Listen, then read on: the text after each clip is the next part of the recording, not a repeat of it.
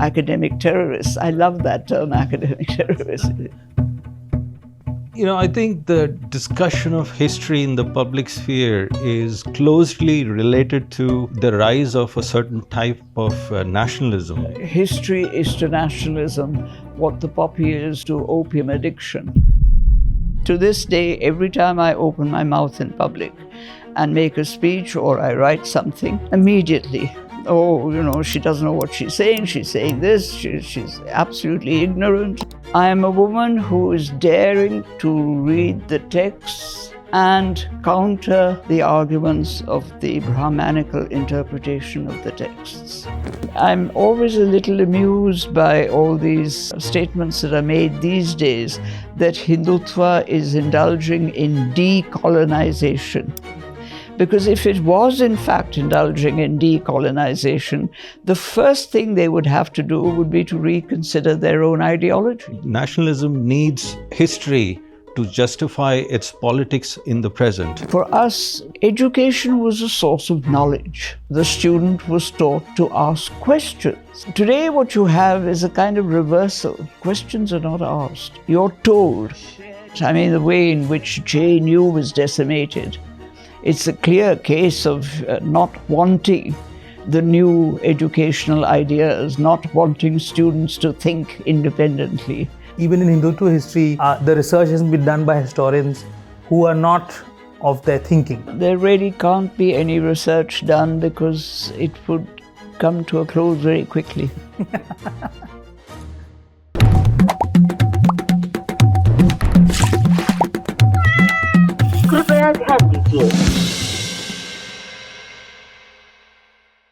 Hi, you're watching Scroll Adda and we're discussing the politics of history with writer and critic Namit Arora and historian Romila Thapar.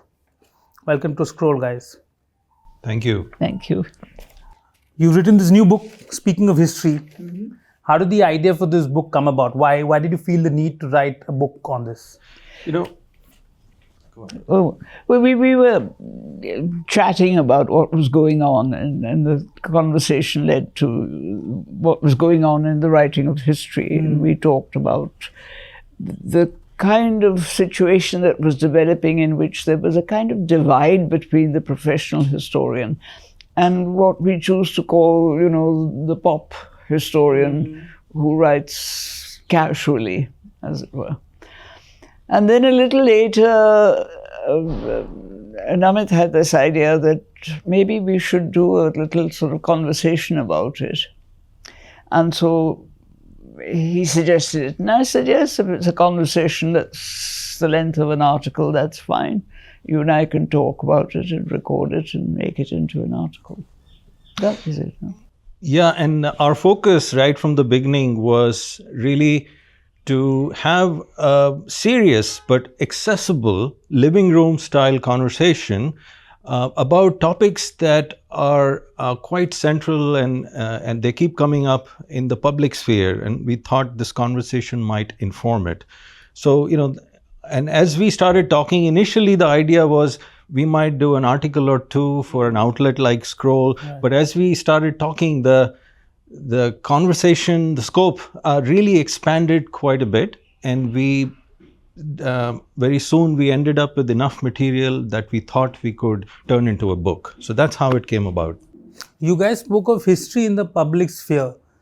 Is there a lot of talk of history in the public sphere nowadays compared to, say, 20 years back, 50 years back?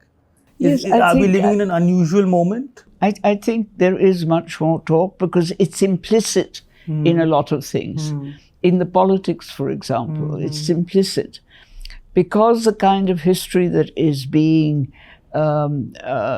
propagated today, whether it is through school textbooks or whether it is through college curricula, whether it is in the popular media, the social media particularly, films and TV channels and whatnot, there's a lot of history that comes in to explain cultural and political ideas. So, and therefore it's taken on a role which is much more central to our everyday living than it had 20 years earlier.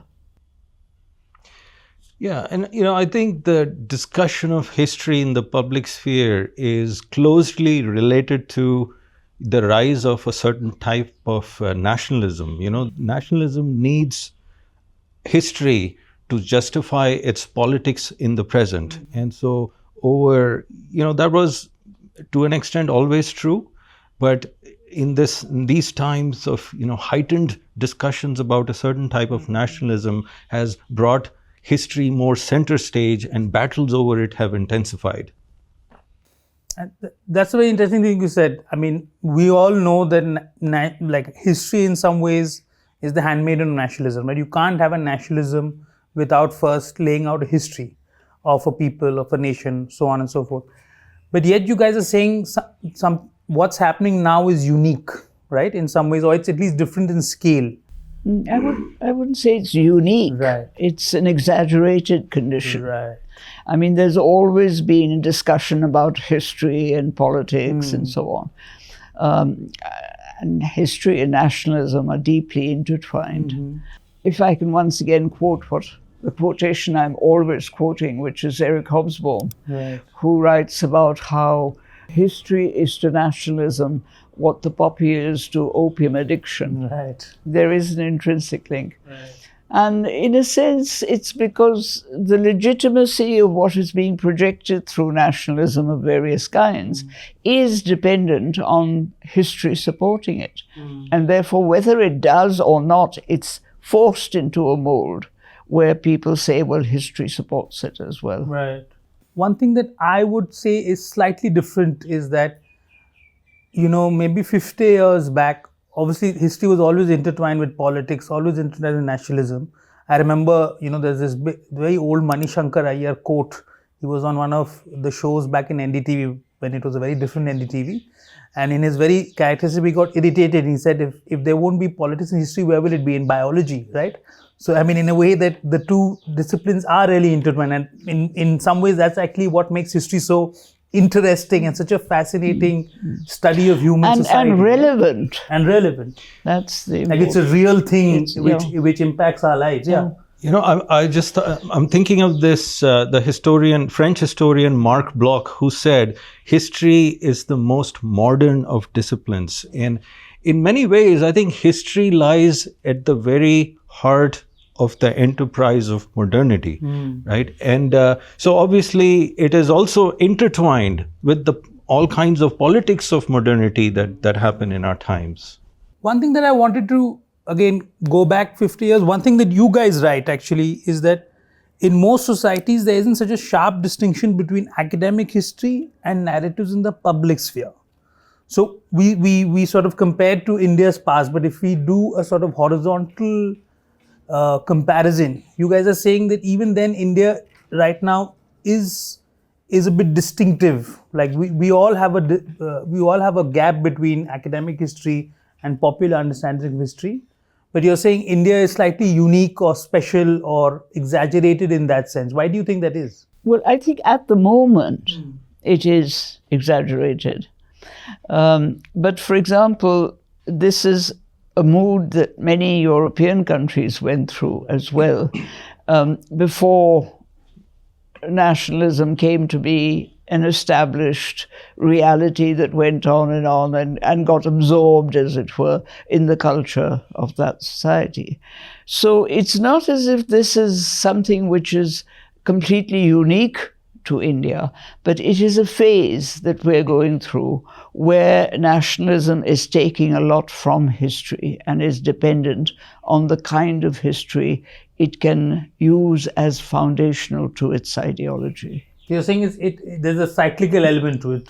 All countries go through these phases. One doesn't know if there's a cyclical element to it, but there's certainly an evolutionary element to it. Right. Yeah, I agree with that. I think all societies have distinctions between academic history and the popular narratives that float around. I mean, if you look at the United States, in the popular narrative, there is hardly the sense that it is a settler colonial society built on the extermination of the Native Americans. The conversation is more about, there was this empty land, people came there, built these shining cities on the hill and so on, and the American exceptionalism and freedom-loving people. It's a very different conversation. Same thing in British history, where in the popular narrative there is nostalgia for empire and what they lost, and they even see that as something of a civilizing mission and so on.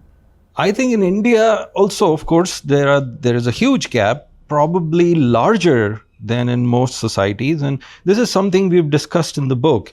And one possibility for that, I think, is the really poor state of our education in this country, where even college educated people are quite they are ill-informed about our history of our country.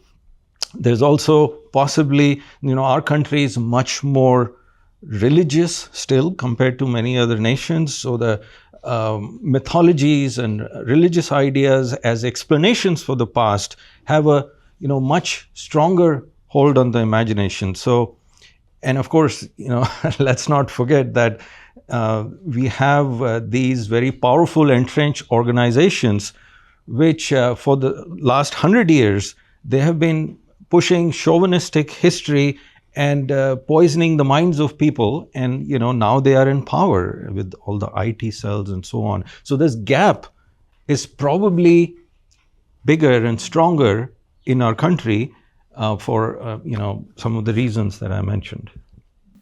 You spoke about education. Romila, you've taught in public universities. Do you think that, like a place like Delhi University, it's especially in the discipline of history, it's degrading? Well, I think we haven't really faced this problem squarely, which is that there is definitely a decline in what education means today. Right. And this decline has come in the last decade. What I mean by the decline is that, for us, my generation and even earlier, education was a source of knowledge. You looked for the knowledge behind the discipline when you were studying a discipline. And education was the kind of area in which the student was taught to ask questions. I mean, I remember when we set up JNU for the first time, which was in the 1970s, early 70s, the courses that we devised were all conditioned by the question of, is this going to lead to students asking questions about what they are studying? Today, what you have is a kind of reversal. Questions are not asked. You're told this happened. And it's becoming more and more like a kind of catechism. You're given the question and the answer, and you learn it by heart, and you reproduce it for the examination. That urging that, you ask a question of the evidence that you're being given and understand why a certain development took place in history. You understand why an event happened, how it happened, what its result was, and so on. That element of education has been deleted, as it were, from the curriculum. And quite apart from other deletions, which I'm really extremely upset by. I mean, you can't teach a subject by just going on knocking off major chapters within that subject. But nevertheless, the basic question is that education isn't any longer geared to asking questions. And asking questions is fundamentally important. You're just given this as a catechism. You're just given, whatever the textbook says, you learn that by rote. And you can really see this, in many disciplines. But one thing that really disappoints me is that so much of historical research on India and South Asia is not being done in India anymore, right? Which is really like, it's just, for me, it's it's kind of absurd, right? Yeah. Well, I wouldn't say it's not being done in India anymore. There are little pockets which are still continuing to do very good history and research. How long they'll remain, one doesn't know, because these are the pockets that, are liable to be attacked. I mean, the way in which JNU was decimated, it's a clear case of not wanting the new educational ideas, not wanting students to think independently, that, and even now in this business of, you ask somebody to come and give a lecture and at the last minute, the lecture is cancelled by the university authorities. This is a nonsense, really, because after all, a university is a place where all kinds of people speak. And there's discussion on what they're saying. That is the point of the university. You can't say, no, so-and-so can't speak here. Everybody has a right to speak there and so on. So I think that a lot of it really has to do with something even more fundamental, which is the whole attitude to education, which has changed enormously in the last decade. Yeah, and the attack on JNU really is, it's not even something that's happening inadvertently, right? Because there's so many things of decline. It's deliberate. It is deliberate, right? And you are a historian who's built a career in India. Now, I don't know whether if there's a young woman right now, maybe, as brilliant as you, but whether she will have the supporting systems, because obviously we all grow up in an ecosystem and a society, right? Whether, 50 years later, there will be another Romila Thapar of that stature. No, I think that what will happen, I suspect, is that little pockets of research will carry on. You can't totally suppress somebody who's dying to do research on a particular subject. Sooner or later, they will quietly carry on with this one. What you will get then is an official Indian history, which is what is being taught. And you will have it countered by either these little pockets of research in India, which are going to be more and more threatened by the onslaught of really very ordinary, run-of-the-mill kind of history. And there will be a lot of research done outside. I mean, the interesting thing is that there has been, perhaps it's not been noticed enough, but there has been a great increase in centers of Asian studies in Europe and the United States. Now, these centers are going to do independent research, or relatively independent research. So what you might end up with is Indian research in India, research on India outside India, which two things are different. And then someone will have to explain why they're different. Right. So they'll be like two sealed spheres which don't really interact with each other. Yeah. Related to this point, if I may add, I think it's of course true that a lot of excellent research on Indian history is happening in institutions abroad, often by non-Indians who develop deep expertise in, languages of Indian archives, and they do translations, write influential books and all that. Of course, that's great. Any scholar should be able to study any part of the world. But, the flip side of this is what I don't see, and again, coming back to the point she made about the education, is I don't see scholars here, Indian scholars in Indian institutions, making a mark on, say, the study of the history of Europe or of America or Latin America, China, Russia, and so on. Some years ago, Sheldon Pollock made this observation that there are, hundreds of thousands of manuscripts lying in dusty archives around India, and we are not taking the time and the trouble to go and look at them and translate them and study them. There's little work. I won't say nothing, and this to me, it points to a certain the culture of scholarship is lacking, broadly speaking. And you can say the same thing about scientific research, and for many of the same reasons, that there is this weakness here. How we approach education is part of the problem. I totally agree. Like when it comes to scientific education, this is slightly different, but I think it's broadly the same point. We have amazing undergraduate institutes for engineering, right? Because there's not a lot of research done at that level. But as soon as you get to a research stage, all the good students, they try and actually go abroad. They try and go to the United States. They try and go to Europe because, and it's not like they necessarily want to. Some of them maybe want to, but some of them have to because they think that in these otherwise great institutes there is no space for research.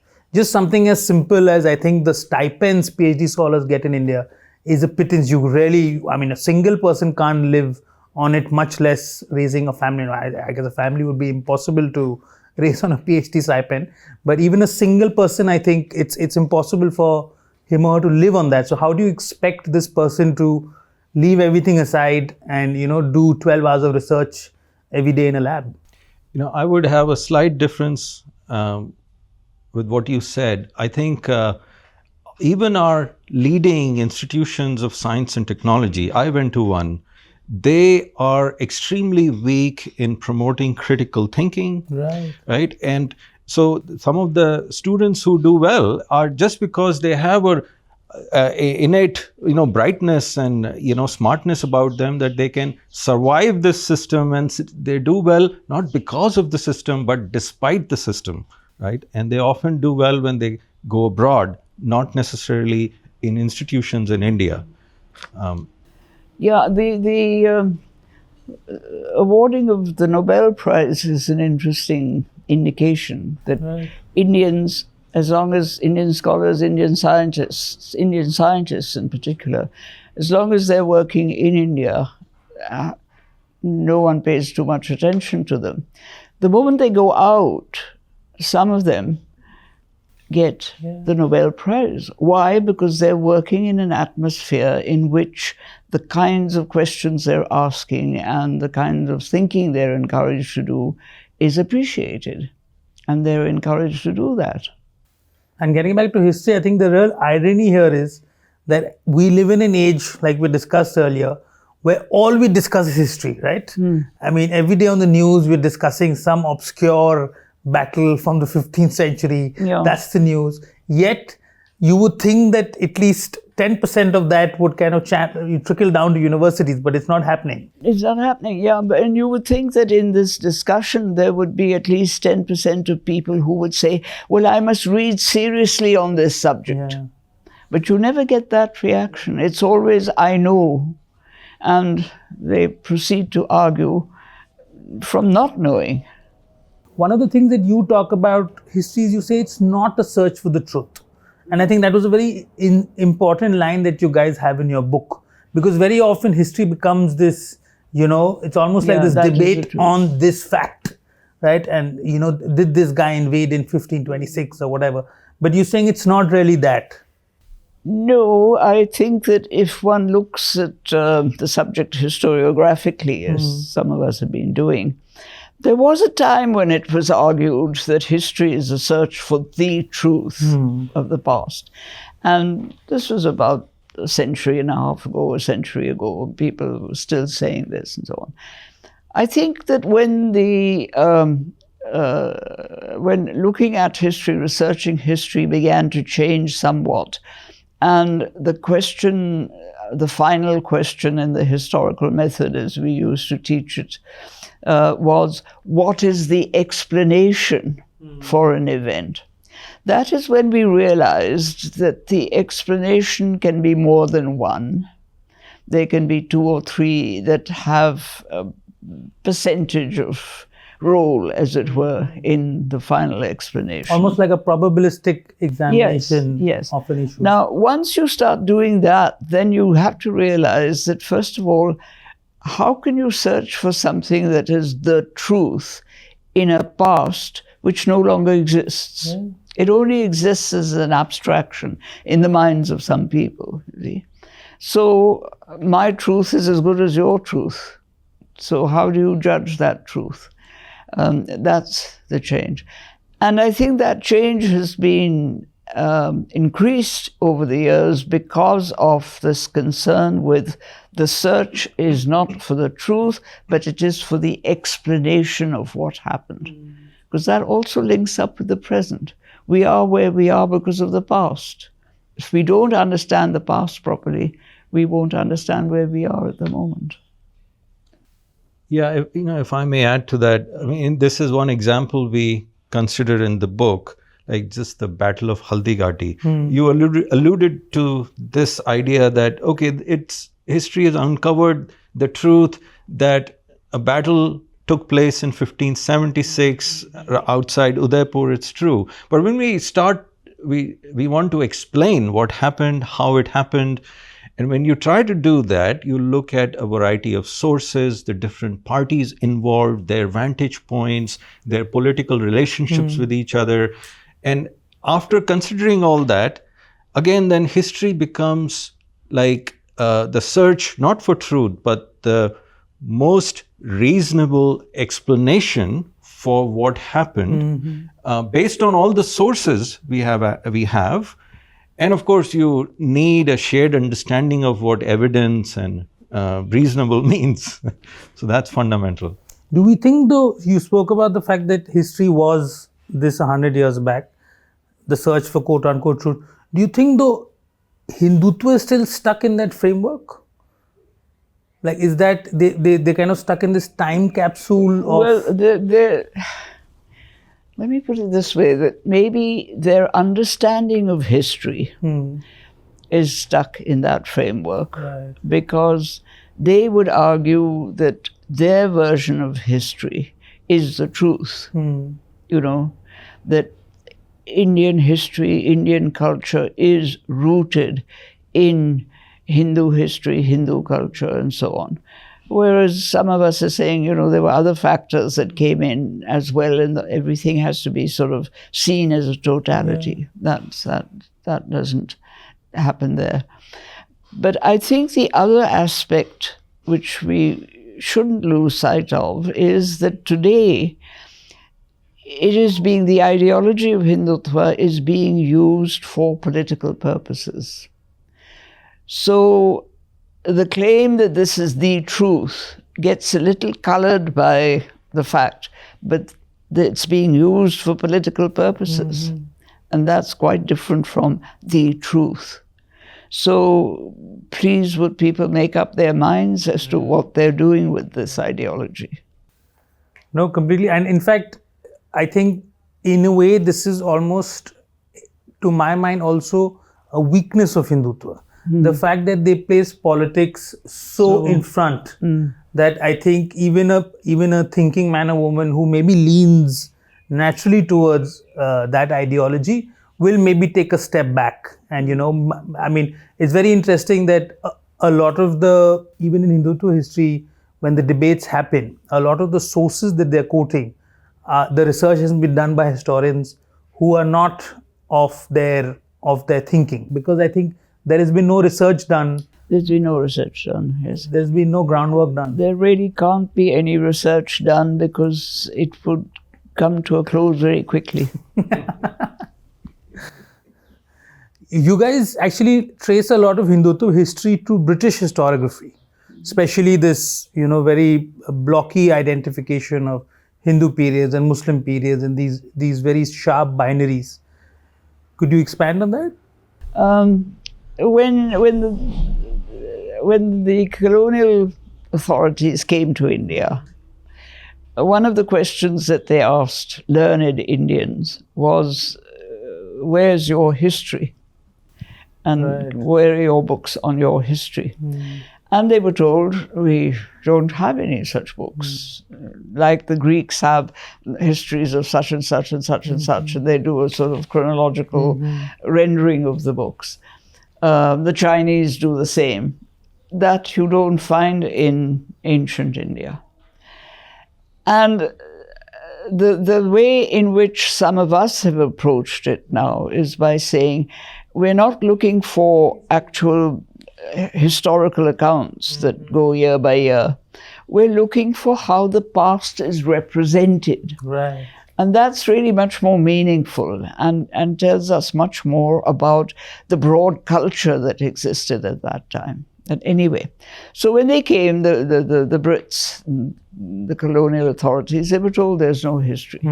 So they decided, well, we have to write the history for them. Right. And that is where James Mill, for example, wrote his book as early as 1817, The History of British India. Without ever coming to India. That's right. Yeah. Right. They thought no one was That doing is it. some So they white man they were confidence. providing the Indians with their history. Right. And the central point of this history of James Mill was that India consists and has always consisted of two nations, the Hindus and the Muslims. And the Hindus and the Muslims are distinctly different and have been constantly hostile to each other. This is what the history was, as it were.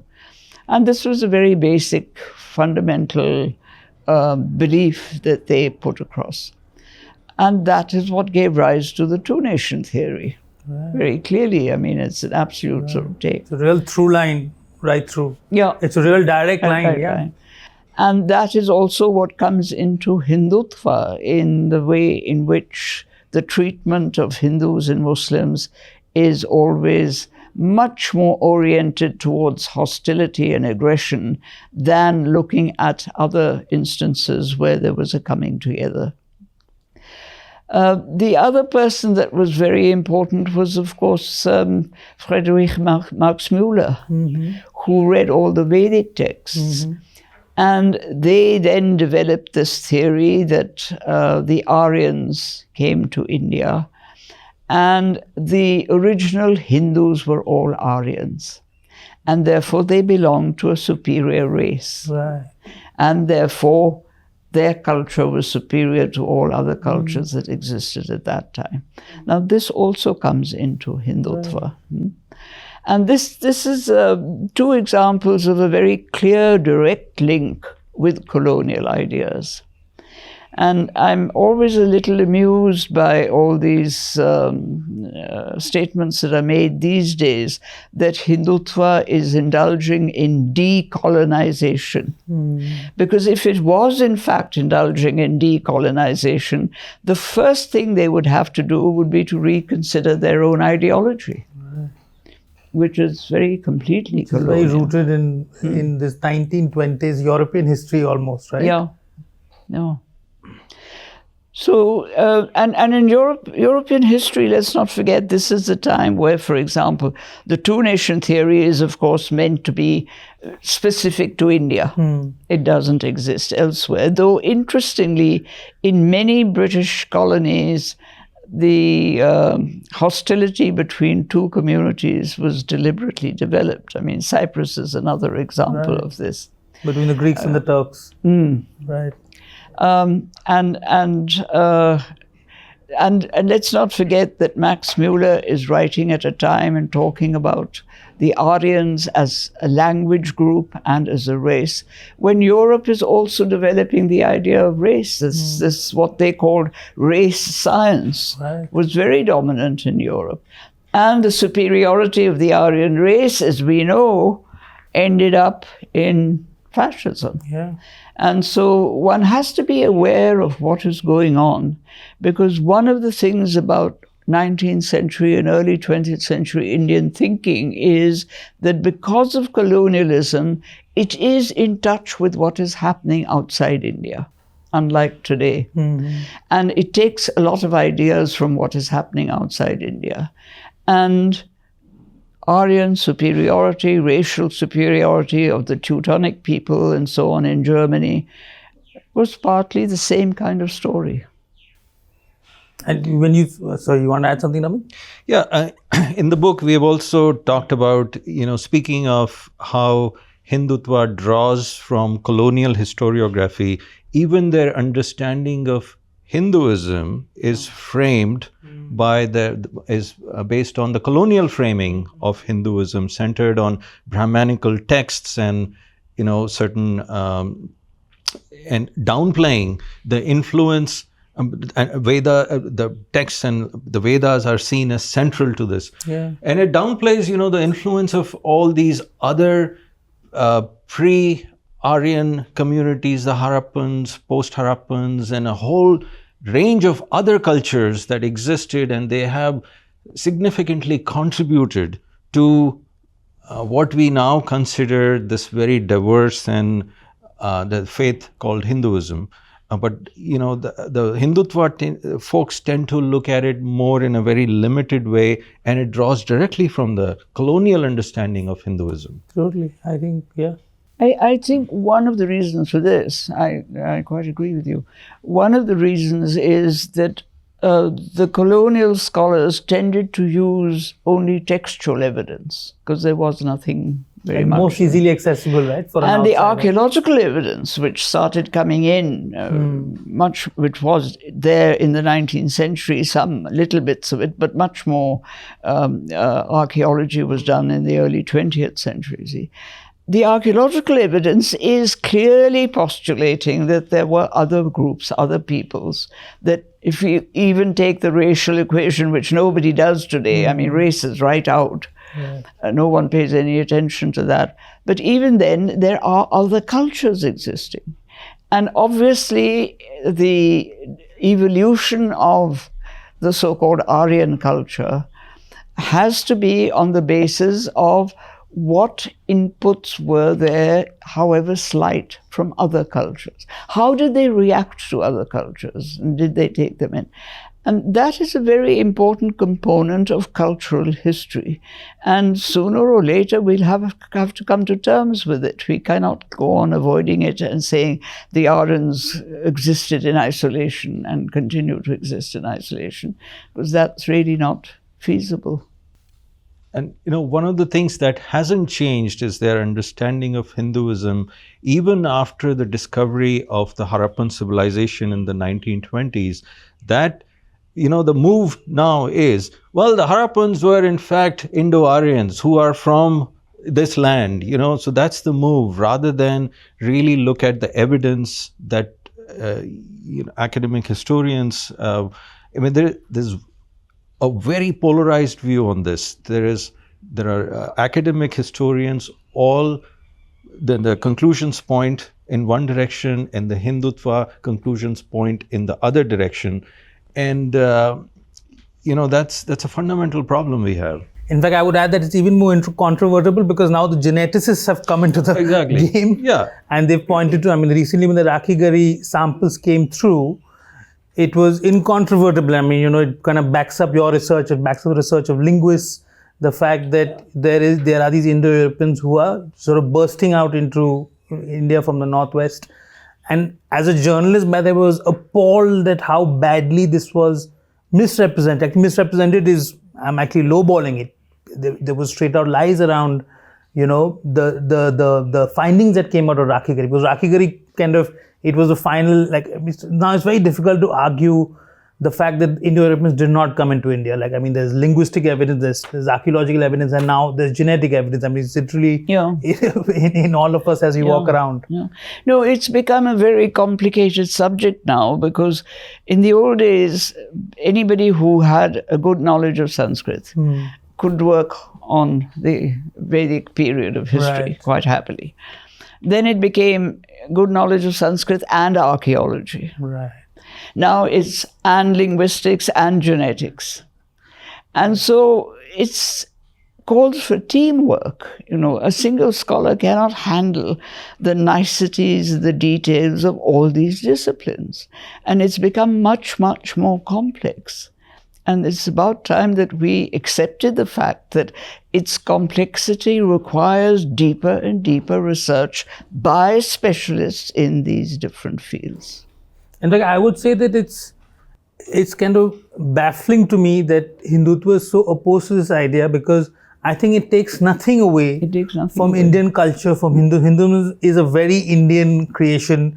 It might have had... In fact, it enriches it much more. What it does take away is their claim that Hinduism is primordially from the subcontinent. The roots of Hinduism, like Sanskrit or the Vedic hymns and the centrality of the fire rituals and so on.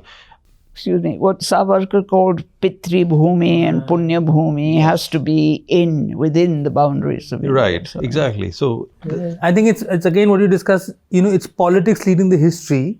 I think if it was a secure person who was not so, interested in the next election, I think this could have been a very stirring Hindutva version of history also, in my opinion, because I mean, of course, some elements of Hinduism might have come from outside, but I think the vast majority of what we consider Hindu practice today is actually indigenous, right? Maybe. Yes. So I think there is a very strong, if there wasn't so much of politics, if I think what you were pointing to, if there wasn't so much of this idea of outsider, insider, Pitri Bhumi, if you were a bit more secure, then this could have been actually quite it's a very interesting history, right? I think many people would want to associate with literally, when you're speaking Sanskrit today, so many people know, I find it fascinating that a Bronze Age language actually exists in a very normal way around us, which is really very, very, very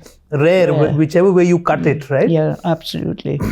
I want to, go to this thing. We discuss a lot of, usually medieval history is where the battles takes place, and but your specialization, Romila, has been ancient history. And one of the things that I've noticed, we've had now kind of like this ascendance of Hindutva, the sharp ascendance over 12 years. You could even maybe trace it back to the last 30 years, 3 decades.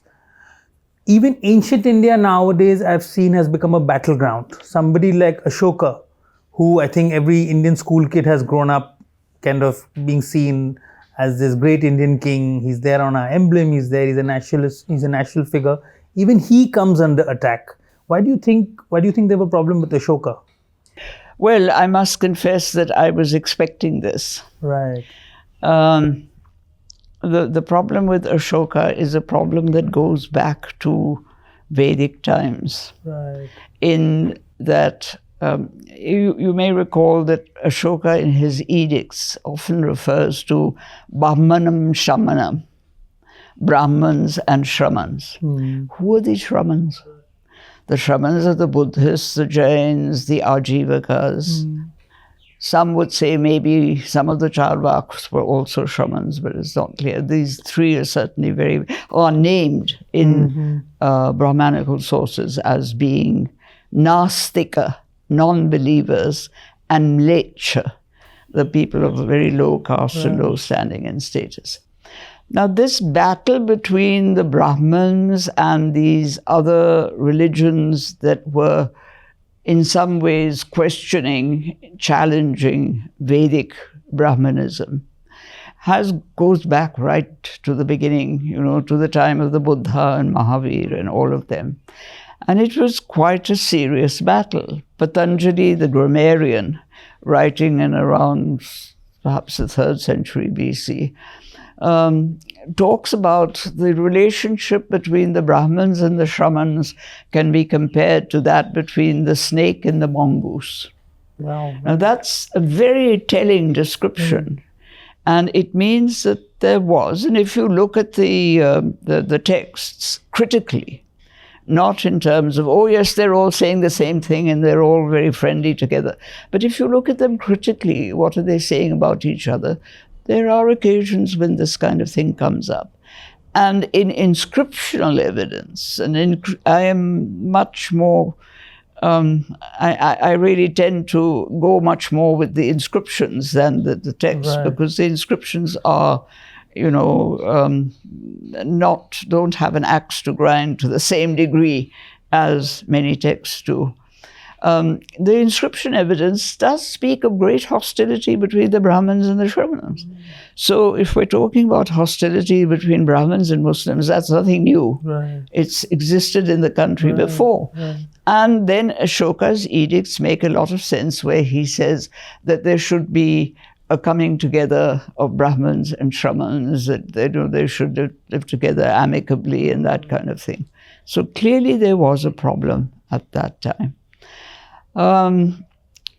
Now, unfortunately, as historians, we haven't studied sufficiently what the history of the Shramans was in social terms. Right. We've studied them as a religion in great detail, and we go on studying them. There are a few scholars, largely teaching abroad, who have done a bit of work on what was the social and economic role of Buddhism, for example.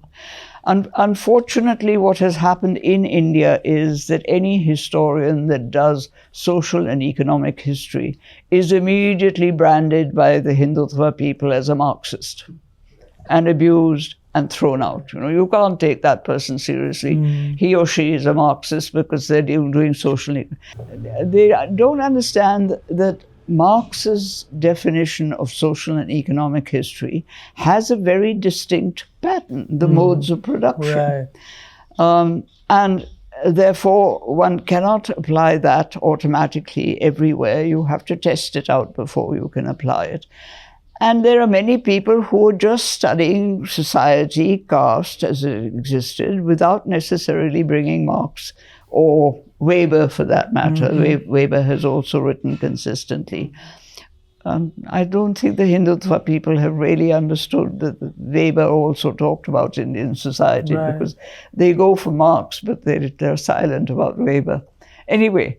And I think when people throw around the word Marxist, I don't think the explanation that you've given people even know that. No, they don't know what Marxism is, and they certainly don't know what Marx's historical writing is. That's something which is specialized knowledge, and it's a different kind of knowledge altogether from what they have. I mean, that doesn't matter.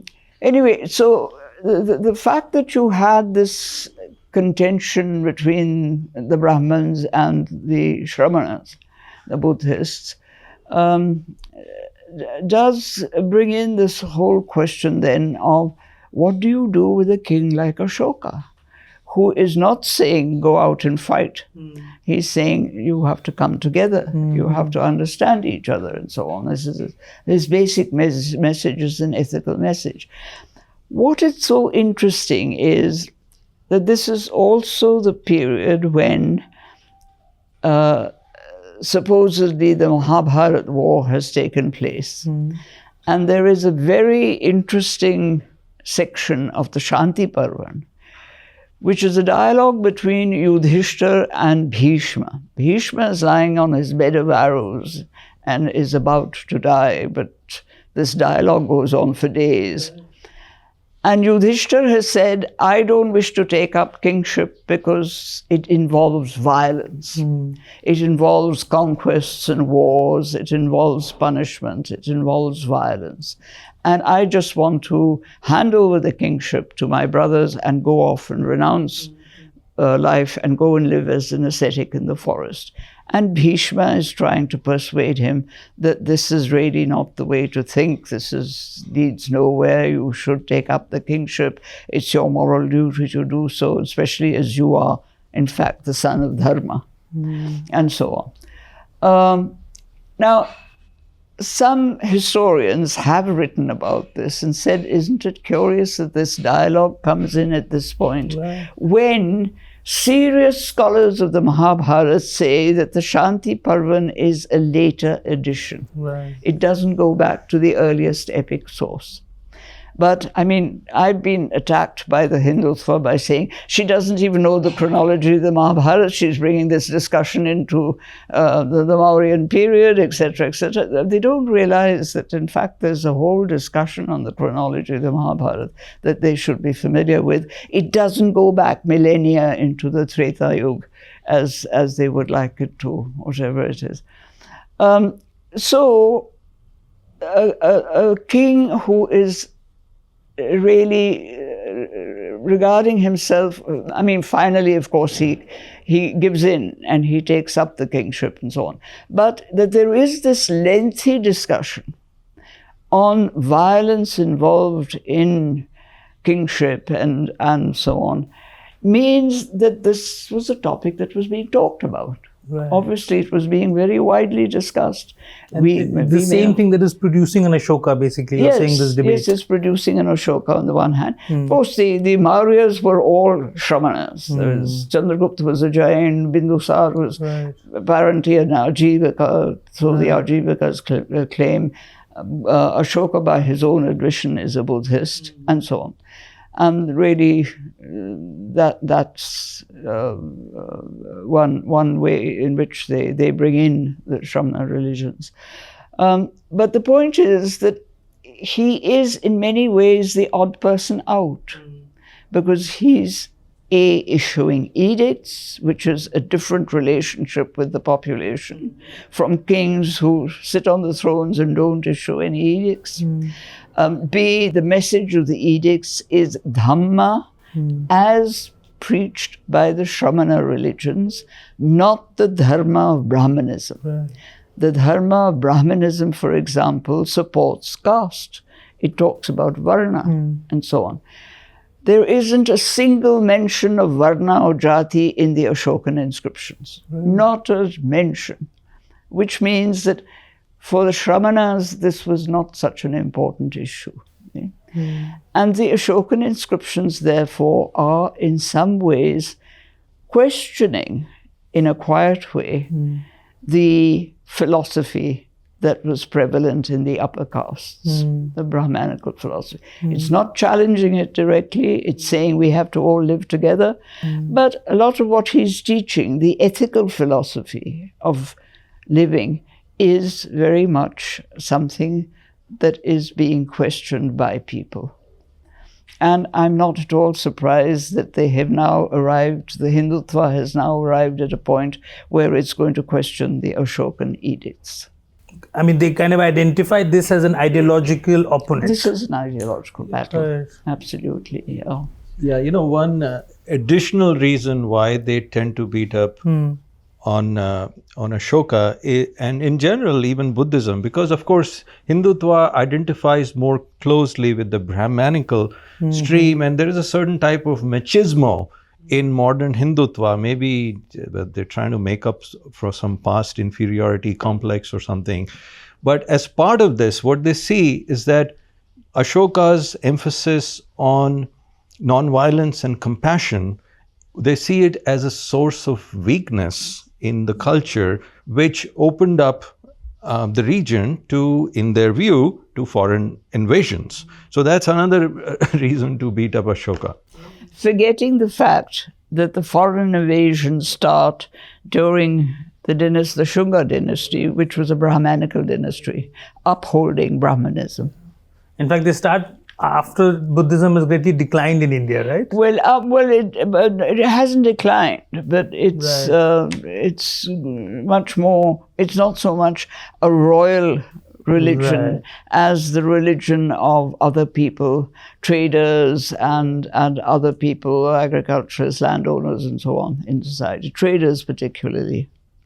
I think you're talking about an even later period when Buddhism has in fact declined. That's much later. Yeah. That's much later. You spoke of being attacked by Hindutva, right? And I think we've all seen it. I think if you do a Twitter search for Romila Thapar, there'll be your fans, but there'll also be your critics who probably haven't read you. No, but they haven't. They haven't read you, but they have an image of you. Do you? Like, how does it impact you as a historian? You're sitting in an archive. You're doing research. Does this outside cacophony impact you mentally? Not really. From the very beginning, I've tended to ignore it.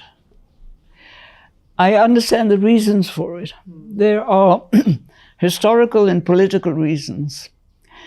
And when I say historical, I don't mean in the writing of history. I mean, at this point of time, politics being what they are, there are reasons why they would attack people like me and others also. Though the attack seems to be pretty pointed. And I think the reasons are simply, they say, there was this lovely statement that Murli Manohar Joshi made in, I think it was 1998, in Parliament, when they were trying to get rid of our textbooks. And he announced in Parliament that we, the authors of these first NCERT textbooks, we were... Of which you were one. Of which I was one, yes. Right. I wrote the 2 middle school ones. Right. Yes. That we were anti-national, anti-Indian academic terrorists. Wow, okay. And of course, when I heard this, my first image was Pooran Devi in the Chambal ravines.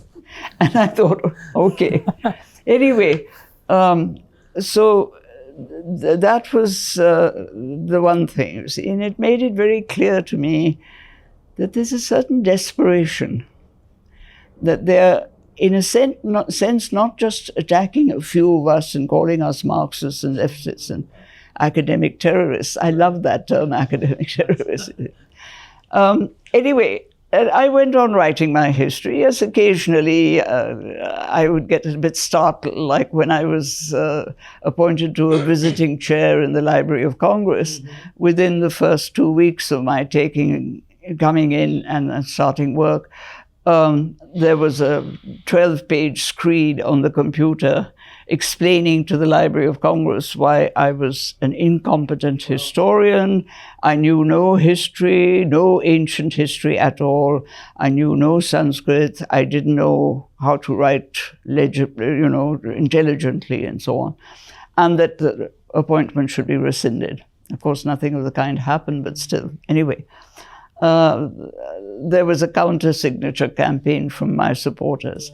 Now, one of the reasons why I have been able to ignore all this is because I do have supporters who think that my history is worth reading. My supporters read my history. They may have questions on it and so on, but they read it intelligently and they understand it. The majority of the Hindutva people haven't read me. They simply haven't read me, because when they quote, they make up the stories and they quote, which I've never written, and so on. It's as simple as that. So the battle is uneven intellectually. If they had bothered to read history and read me and understand what role I'm playing in the writing of Indian history, and not just me, but others like me as well, they would have a better understanding. But they haven't done that, you see. They've just gone by hearsay, what they hear on the media and what their buddies tell them, and they proceed to attack. That's all there at that level. There's one more point I would like to make, and that is that I have noticed that from about 1980 onwards, to this day, every time I open my mouth in public and make a speech or I write something, immediately, she doesn't know what she's saying this, she's absolutely ignorant, and this, that, and the other. But in addition to that, in the last 30, 40 years, the attack has also taken on the dimension of sexist attacks. Right. I'm a woman. Right. Therefore, it's very easy to attack me. I am a woman who is daring to read the texts and counter the arguments of the Brahmanical interpretation of the texts and other things. And there is quite definitely an anti-feminist tone in many of the attacks that they make, which tallies also with the fact that they've been attacking feminist historians very badly too. So it's a multi-pronged attack, and I think it's a desperate attack. They know that however long they may be in power, eventually it'll frizzle away. It happens to everybody. The left as much as the right happen. So once they're out of power, what's going to happen? And one likes to speculate on that.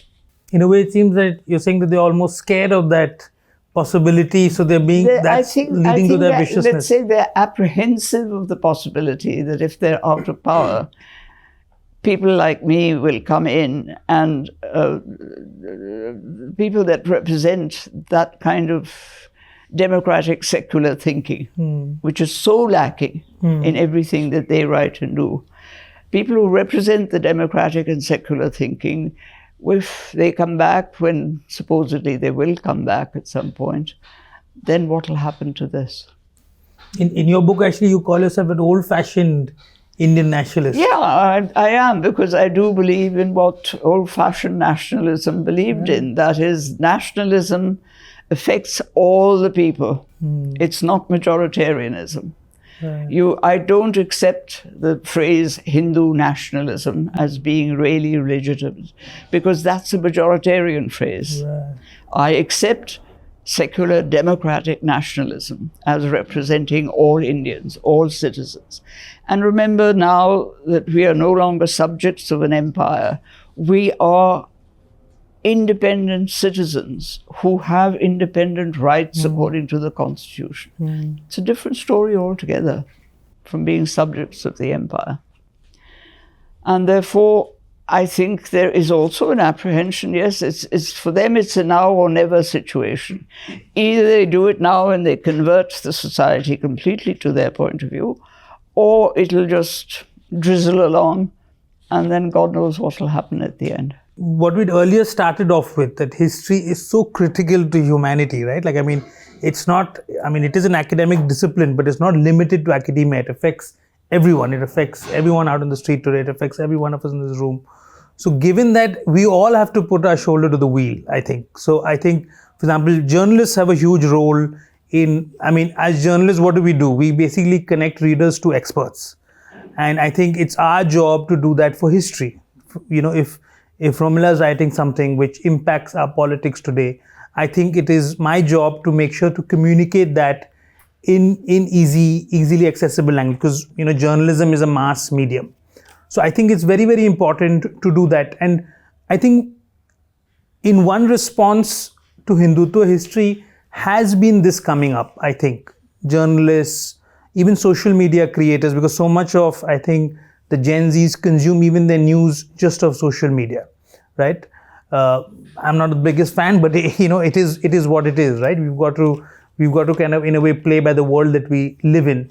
So I think it's super important that we do this, because, like I said, it is it's too important to walk away. I remember a long time back when the historian Shahid Amin had written a history of Ghazi Mia. And I remember he delivered this, you know, really punchy dialogue. He said, it's too important. I can't, because Hindutva has done a lot of myth making around Ghazi Mia in Bharatiya, the entire thing. And there's actually, it's interestingly, there's very little history in that. But Shahid Amin, kind of, you know, this absolute, you know, a rock star of subaltern history, he went in because he said, it's too important for me to leave the field to Hindutva, right? Let me write a history of this entire thing. You might, you know, I might fail, I might agree, but it's too important for me to leave, for historians to leave that field. And I think that's the sort of thing that we need to, nothing is less important for historians or people who love Indian history or love history to leave, I think, because it's so many things are mass battles, because if it's being used for politics, then, you know, you can kind of raise your hand and kind of say, you know, sigh and kind of go into your room and, you know, have a tea. But the other thing is kind of like to sally forth and actually to fight that, because I think it's a battle that, you know, in a way that the non-Hindutva walas can easily win, because, you know, we have a lot of solid history on our side in some ways, right? And I think where in some ways the thing has come is, and I don't blame anyone, because, you know, there's just so much of money and power. If you have money and power, in a way, you really can. It's the Orwell thing, you know, you control the present, you control the past. So it is a big thing to go up against. When we look at things like Bollywood history, right? Now that's, you know, you're spending crores of rupees on making these histories, which have glaring inaccuracies, not only factually, but like you said, in just an interpretation. No historian worth their salt would sign on to these pictures, but there's so much of money behind it. And if a kid's going to watch that movie, that kid might be 13 years old, like it's just so much more accessible for him than to actually go to a library and crack open a history book, right? Yes, it's important to get some things right. It's very important to keep on reminding people, like some of the Hindutva people on the fringe, please read. People don't say that often enough, that, all right, you're saying this about whoever it may be, the historian, you disapprove. Have you read them? If you haven't, just read them, just to educate yourself. I mean, that reading habit has got to be underlined and pushed very far, because until people start reading, they'll go on believing the kind of nonsense that's put out on social media. In fact, that's the start of it. I think your brains just our brains go to dust if you don't read. And I think that's happening with, some people call this a post-literate society, where we get all our information from social media. Nobody's engaging with long text. That is a serious problem, but that's a much bigger problem than just history. The fact that people are not reading as much as they should be. And there's this attitude now that knowledge will come to us anyway through other channels. Why do we have to read? It's not the same thing. It's not the same thing. I think we're going to end up with the Donald Trumps of the world in this world. Yeah. Did you want to add anything to his question on the pop history versus academic history and how you see that? I've been writing so much about it. Yeah. No, I think, you see, one can look at it in two ways. One is the way I look at it, and I've been presenting it as a really negative thing. The other way you can look at it is to say that if you have the patience, you can say, we will enter pop history and change it. That none of us are doing. We're all saying pop history, Right. Turn up our noses at it. Right. But I think here the importance of what both of you were saying, the importance of the middleman is crucial. The person who's intelligently well-read, not extremely well-read, but intelligently well-read, who understands the subject, and who's willing to be a kind of hyphen between the academic historian and the pop historian, and takes it upon himself or herself to understand what the academic historian is saying and convey it to a wider public. That kind of person is very desperately needed. And we don't have enough of those. And there is going to be a crisis now, because what language will they write in? They're increasingly uncomfortable in the languages that prevail. So one has to think of that. One has to think of making presentations much more in the locally used language. And by that, I don't mean that if you say, I'm going to do this in Hindi, you use a highly Sanskritized Hindi that no one understands. You have to say to yourself that I'm going to make myself understood by the ordinary person. In the same way as we kept reminding ourselves when we were writing this book that we are really writing for the person who has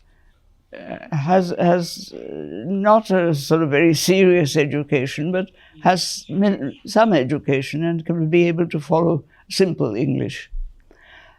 That is necessary, but I think that maybe we should be less negative and say, pop history exists, how can we counter it?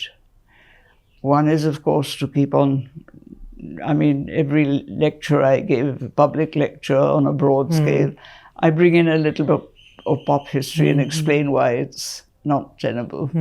But you can't go on doing that. Not everybody wishes to do that, nor should they want to. But I think we have to realize that with every subject, not just history, every subject, there is now going to be a problem with the pop version and the academic version. And academics have to decide how they're going to tackle this, because it has a very serious consequence on academic history in terms of the availability of what is required for writing anything academic. You know, your funds will be cut, your positions will be cut, the lectures you give will be denied to you, and that kind of thing. Every effort will be made to try and see a stymie real cost in your life. you. You'll see a real cost in your life to taking that stand. Yes. So you really have to be quite sure that A, you organize yourself as a group of people to face this, and secondly, that you work out methods of facing it, which is important. Perfect. Thank you so much for that, Romila. Thank you so much for joining us on Scroll. Thank you so much, Namit, for joining us on Scroll. Thank you for having us, Scroll. Yeah, that was very nice. Thank you for that. Thank you for watching Scroll Adda. If you like the journalism that Scroll does, go to scroll.in/contribute. That's all we have for this episode.